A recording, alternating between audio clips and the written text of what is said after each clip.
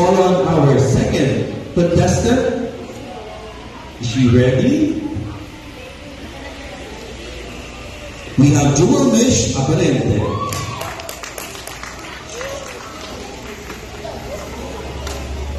The Gettysburg Address by Abraham Lincoln. 7 years ago, our fathers brought forth on this continent a new nation conceived in liberty and dedicated to the proposition that all men are created equal.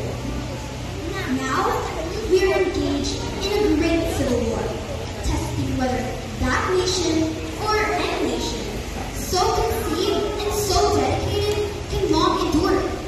We are met on a great battlefield of that war. We have come to dedicate a portion of that field as a final resting place for those who here gave their lives, that that nation might live. It is altogether fitting and proper that we should do this. But in a larger sense, we cannot dedicate, we cannot consecrate, we cannot hollow this ground.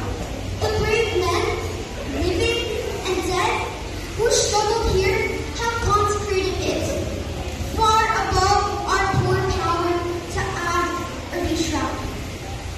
The world will no longer remember what we say here, but it can never forget what they did here. It is for us, the living remember, to be dedicated here to the unfinished work, which they who fought here have thus far so nobly advanced.